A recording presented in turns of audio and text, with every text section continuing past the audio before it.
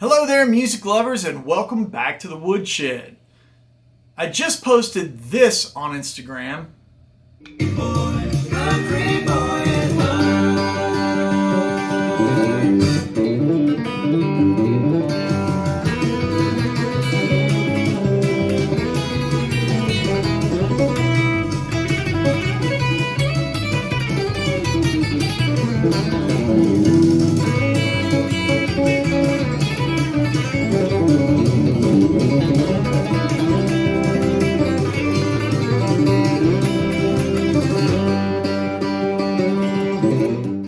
So that's the solo on the Skaggs version of Country Boy. Now, Albert Lee wrote the song, but my favorite version is on Ricky Skaggs' album. Smokin' Solo, if I'm not mistaken, I think it's played on a Mandocaster. It's not even played on a guitar. After I posted that, the comment section really lit up with, teach me, how do I do this? What's the secret? Why can't I get speed in my chicken picking? Why does my chicken picking feel clumsy and locked up and I feel tense? So I want to break down what I think is one of the most important tips, and that's hand placement and how you set up your grip on the string set so you're not being tense, you're not creating those problems, those barriers. As always, thank you to my Patreon community for the support on this channel. Without you, we would not be able to keep this going. So grab that guitar, get ready to twang it up, and improve the picking of the chicken.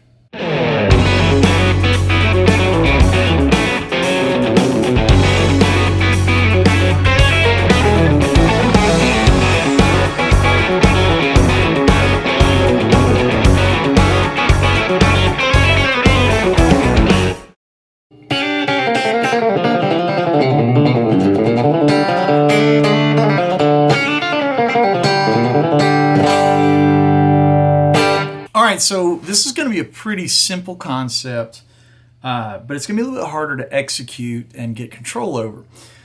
A lot of times when I see guys doing the chicken picking thing, more importantly guys starting out on it or even hybrid playing, they're treating that right hand as if every finger's got to be independent and do this thing. So here's the reason of the video, right? You're going to take your hand and lay it down. I actually brace on the bridge, but it's kind of irrelevant. Just lay it down. And if you notice, my pick is on one string, my middle finger is on another string, and my ring finger is on another string. So let's play an A chord. When I'm doing the pick and plucking thing, my hand is these fingers are kind of hooked, and they're not moving. The wrist is actually moving them off of the string.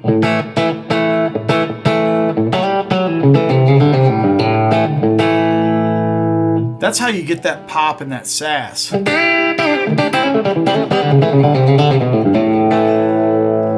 Let's drop that down and do one of my favorite riffs, which is the Brent Mason Who's Cheatin' Who riff. And you can watch my right hand and see how this mechanic operates.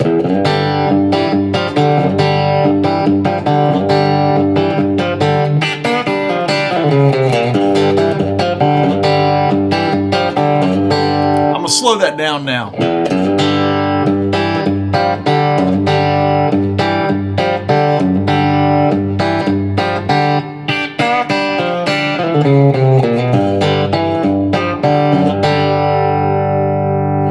So all that is playing G and putting a seventh on the D string. So you have root, 7, root. And you're walking up to that seventh from the 5. So 5, 6, 7. And you're pedaling that low G. This is a perfect riff to practice this kind of technique where you're not treating these fingers like independent little pistons, right? They're just part of the hand and they're gripping the strings and pulling off.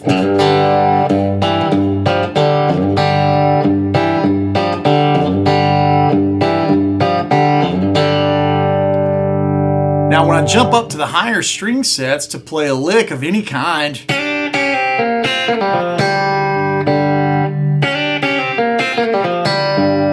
or if I just played,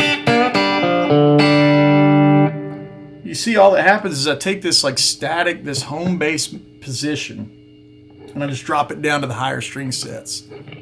It's a subtle motion that you don't see like in any fast picking or anything. I'm just like moving my bass point down.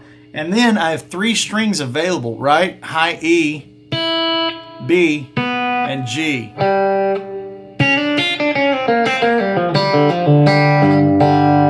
And then when I dropped down to that low G, my hand was in position to play the D and G strings. So a lot of this video is really just about placement and how to set yourself up for the moments that are coming.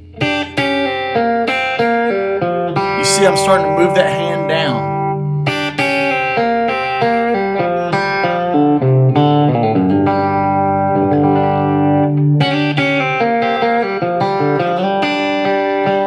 Here's the middle string set.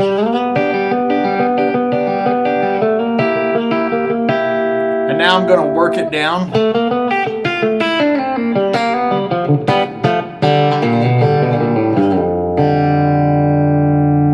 You can see how these aren't independent. I'm just grabbing the strings and plucking them. Also, that's where a lot of that tone comes from. If you're popping these strings, it's going to give you that sass.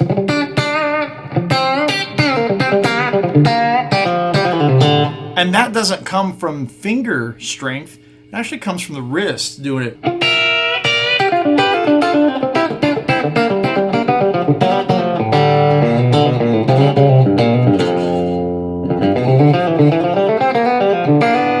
And in a moment like that, you can see that my hand is ready to do alternate picking whenever I need to.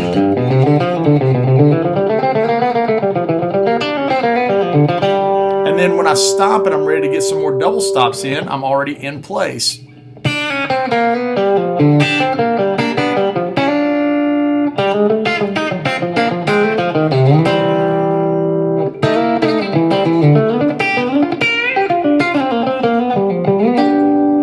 Also, this kind of thing is, again, in Who's Cheating Who, there's a really great set of bends. And when you're in this position, that middle finger doesn't have to jump very far to just grab that top string. So let's take a look at that last little bit of that solo in Who's Cheating Who.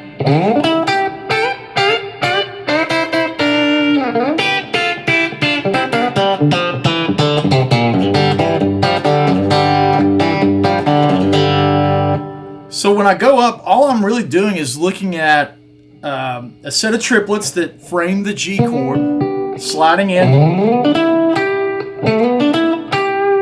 You can see right there, it's just straight up the pentatonic. Now the hand placement, again, this is really important. G, bending up to the third. F, and then G again. Now a C, we're going to bend up to the third, same position, but we're going to drop the C to the seventh. That kind of thing. So you got to have a lot of finger strength in your middle finger to get it in tune, right? And then we're going to play a series of double stops down. These double stops aren't complicated. It's G, F, C,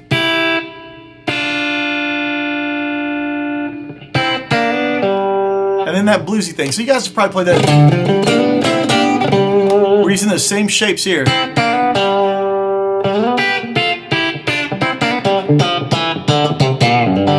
And then you just drop down an octave and do it here. So it's G, 1, flat 7, 6, down. And the hand placement's all like it's constantly moving to the right spot for that hybrid picking to take place. So for you beginners out there, I hope this sheds some light on how you get that tone and how you get that economy of motion. For you advanced players out there, maybe this is helping you kind of reevaluate hand placement for an economic flow when you're trying to play through some of this stuff. You can kind of take a different perspective at this, and hopefully it can unlock a door for you. All right, guys, I hope you found that super helpful this week. We've got a big weekend jamming with the mighty Uncle Ben Eller, and the Skank Banger. We're going to be doing some 80s tribute shows this weekend. One's for Harley Davidson, which is going to be a lot of fun. If you're looking for tabs, backing tracks, tone packs for your Axe effects, my albums, tour dates, videos, all that kind of good stuff, jump to andywoodmusic.com. Okay, if you're looking for more in-depth lesson tutorial type stuff, go to patreon.com/AndyWoodMusic. Even the most basic tier gets you access to hundreds of videos. The middle tier gets you access to my weekly live Zoom masterclasses, Q&A, all that kind of good stuff, good hangs in person, a lot of tuitional, a lot of hot licks, a lot of listening to music. It's a great hang. We do it every Wednesday. And the higher tiers allow you to contact me, send me things that you're working on, questions. They also allow you to guide the content of the channel, so you can put in requests for Woodshed and Patreon and all that kind of good stuff. We got a private Discord server, patreon.com/AndyWoodMusic. Thank you for the support. Without you guys, wouldn't happen. We'll see you next week.